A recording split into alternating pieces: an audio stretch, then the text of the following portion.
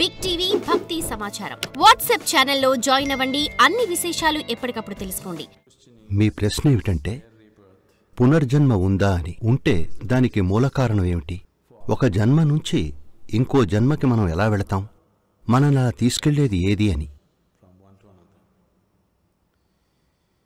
ఇప్పుడు మీకు ఇది అర్థం కావాలంటే మీకు మీరు ఎవరు అనే కొన్ని ప్రాధాన్యాలు తెలియాలి. నేను మాట్లాడేది ఒక మనిషి ఎలా తయారు చేయబడతాడు అనే సాంకేతికత తెలియాలి. మీరు నేనొక మనిషిని అంటున్నారంటే మీకు బయటికి కనిపించేది మీ శరీరం మాత్రమే. యోగాలో మనం అన్నింటినీ శరీరంగానే చూస్తాం. ఎందుకంటే మీకు అలా అయితే అర్థం చేసుకోవటం చాలా సులువవుతుంది. అందుకే మనం శరీరాన్ని 5 పార్శ్వాలుగా లేదా 5 తొడుగుల్లా చూస్తాం. భౌతిక శరీరాన్ని అన్నమయ కోశం అంటాం. అన్నమయ కోశం, అన్నం అంటే ఆహారం. ఇది ఆహారంచే ఉన్న శరీరం. తరువాతది మనోమయ కోశం, అంటే అది మానసిక శరీరం. ఇక మూడోది ప్రాణమయ కోశం, అది శక్తిమయ శరీరం అనుకోండి. ఈ అన్నమయ కోశం, మనోమయ కోశం, ప్రాణమయ కోశాలు భౌతికమైన పార్శ్వాలు. అవి భౌతికంగా ఉంటాయి. భౌతిక శరీరం చాలా స్థూలంగా ఉంటుంది. మానసిక శరీరం సున్నితంగా ఉంటుంది. శక్తిమయ శరీరం ఇంకా సూక్ష్మంగా ఉంటుంది. కానీ మూడూ భౌతికమైనవే. ఉదాహరణకి మీకు లైటు బల్బు భౌతికంగా కనిపిస్తోంది కదా, దాని వెనుక ఉన్న కరెంటు కూడా భౌతికమే, అంతేగా? వాటిని కలిపే వైరు భౌతికమే. దాని గుండా ప్రసరించే ఎలక్ట్రాన్లు కూడా భౌతికమే. అన్నీ భౌతికమైన ఉనికి. అదేవిధంగా అన్నమయ కోశం, మనోమయ కోశం, ప్రాణమయ కోశాలు ఇవన్నీ జీవితంలోని భౌతిక పార్శ్వాలే. జీవితంలోని ఈ భౌతిక పార్శ్వం అంటే ఈ పార్శ్వాలన్నీ కూడా కర్మ యొక్క అవశేషాలు, ముద్రలను కలిగి ఉంటాయి. శరీరం మీద ముద్రలుంటాయి, బుద్ధి మీదుంటాయి, శక్తి మీద కూడా ముద్రలుంటాయి. ఈ కార్మిక ముద్రలు లేదా కర్మ యొక్క నిర్మాణం మిమ్మల్ని పట్టి ఉంచుతుంది. కర్మ అనే సిమెంటే మిమ్మల్ని భౌతిక శరీరానికి అంటిపెట్టి ఉంచేది. కర్మ అనేది ఒక బంధనమే కాని అదే కర్మ వల్ల మీరు ఈ శరీరాన్ని అంటిపెట్టుకుని ఇక్కడ ఉండగలుగుతున్నారు. ఇక్కడే ఆధ్యాత్మికత చాలా క్లిష్టమైందిగా అనిపిస్తుంది. ఎందుకంటే దాన్ని తీసేద్దామనుకుంటే కలిసిరాదు, పెంచితే పెద్దదైపోతుంది. అందుకే అది అలా ఉండాలంతే. మీరు అలా ఉంటే అదొక క్షణం అంతే. ఇప్పుడిక తరువాతి 2 పార్శ్వాల పేర్లు విజ్ఞానమయ కోశం, ఆనందమయ కోశం. విజ్ఞానమయ కోశం అనేది భౌతికం కాదు కాని భౌతిక సంబంధం గలది. ఒక తాత్కాలిక దశలాంటిది. It is like a transient state. ఆనందమయ కోశం అనేది పూర్తిగా అభౌతికం. కాబట్టి విజ్ఞానమయ కోశం, ఆనందమయ కోశం అంటే అది ఆనందమయ శరీరం అన్నమాట. మీ లోపల ఏమాత్రం భౌతికం కాని ఒక ఆనందమయ శరీరం ఉంటుంది. దానికి దానిదంటూ ఏ ఆకృతి ఉండదు. కేవలం ప్రాణమయ, మనోమయ, అన్నమయ కోశాలు ఒక ఆకృతితో ఉంటేనే ఈ ఆనందమయ కోశాన్ని అవి నిలపగలవు.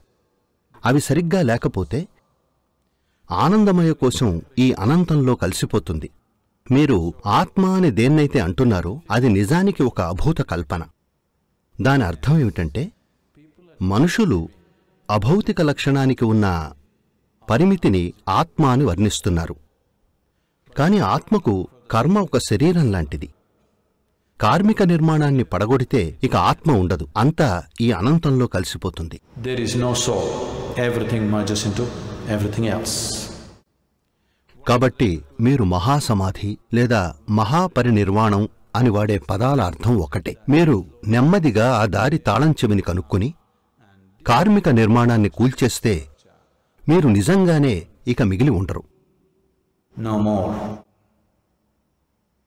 ఎవరైనా చనిపోయినప్పుడు మనం ఇక వారు లేరు అంటాం. అది నిజం కాదు. మీకు తెలిసినంత పరిధిలో వారు ఇక లేరు అంతే.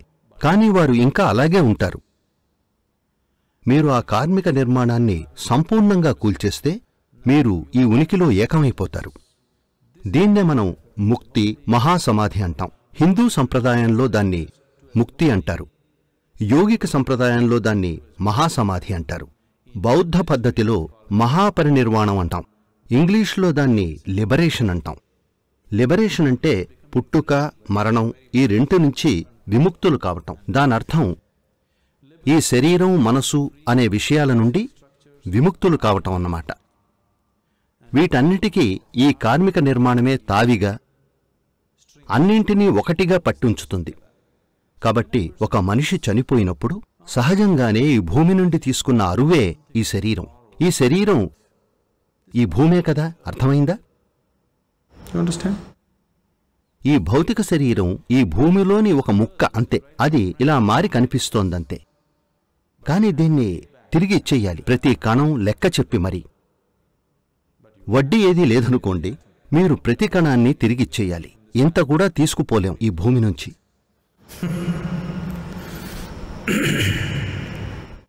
ఇంతవరకు ఎవరూ తీసుకుపోలేకపోయారు. భౌతిక శరీరం పడిపోతుంది.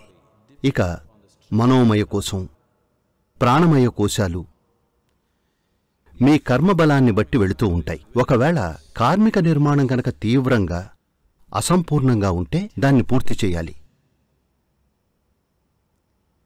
కర్మ కనుక దాని ప్రయాణాన్ని గడిపి బలహీనపడితే అది చాలా సులువుగా వేరొక శరీరాన్ని చూసుకుంటుంది. అది ఇంకొక శరీరాన్ని ఆశ్రయించాలంటే దాని నిర్మాణ తీవ్రత తగ్గాలి లేదా అచేతనమైపోవాలి. అది తీవ్రంగా ఉంటే మరో శరీరం దొరకదు, అదలా వేళ్లాడాలి. దాన్నే మీలో కొందరు దయ్యాలు అంటున్నారు. ఎవరైనా చనిపోతే వారి కర్మ నిర్మాణం ఎంతో తీవ్రంగా ఉంటుంది. ఎందుకంటే అది ఇంకా పూర్తవదు. ఇప్పుడు వారికి మరో శరీరం దొరకటానికి సమయం కావాలి కాబట్టి అదలా ఉంటుంది.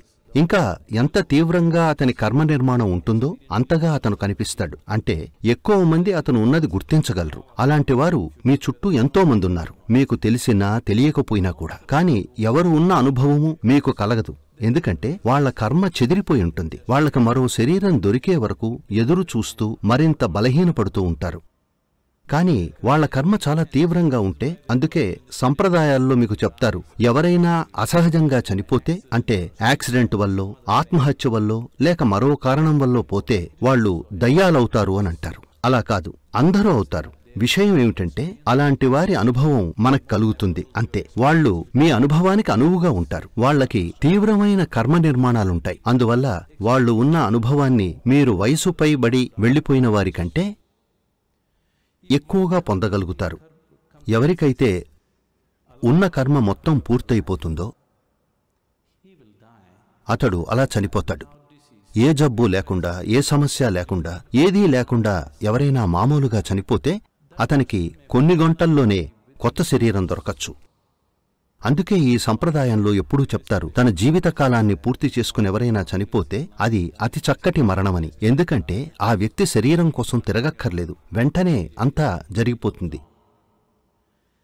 ఇక మీరు ఆధ్యాత్మిక మార్గంలో ఉన్నప్పుడు ప్రతి సాధకుడికి ఉన్న ఒకే ఒక లక్ష్యం ఏమిటంటే అసలు ఈ ప్రక్రియంతా లేకుండా చేసుకోవటం. లేదా మరో విధంగా చెప్పాలంటే, ఇప్పుడు మీరు దేన్నైతే ఆత్మ అంటున్నారో అది ఒక నీటి బుడగలాంటిది. దాని వెలుపల భాగం మీ కార్మిక నిర్మాణం, లోపల గాలి ఉంటుంది. ఒకవేళ మీరు ఆ బుడగను పగలగొడితే లేదా గాలి తీసేస్తే గాలి ఎక్కడికి పోతుంది? మీ గాలి ఎక్కడుంది? ఇక మీ గాలి అంటూ ఏదీ ఉండదు, అంతా విశ్వంలో భాగమే. కాబట్టి మీరు ఆత్మ అని పిలిచేది కల్పితం. ఎందుకంటే నీ ఆత్మ నా ఆత్మ అంటూ విడివిడిగా ఏదీ లేదు. ప్రస్తుతం ఈ అనంతతత్వం కార్మిక నిర్మాణంలో బంధింపబడి ఉంది. అది మిమ్మల్ని నేను వేరొక ఉనికిని అనే భావన కలిగిస్తుంది. ఆ కార్మిక నిర్మాణాన్ని వదులు చేసే తాళం చెవితో దాన్ని తెరిస్తే అది పూర్తిగా కూలిపోతుంది. కాబట్టి ఈ చనిపోయిన తరువాతి లోకం, పునర్జన్మ వంటి ఈ చెత్తంతా నమ్మకండి. కాని మీరిప్పుడు ఇక్కడ కూర్చుని కళ్ళు మూసుకుంటే మీకు స్పష్టంగా కనిపిస్తుంది, మీరు ఈ శరీరం కంటే ఎంతో అతీతమని. అవునా? And just close your eyes. You can clearly see more than this body you are, isn't it? For more videos like this, subscribe Big TV channel.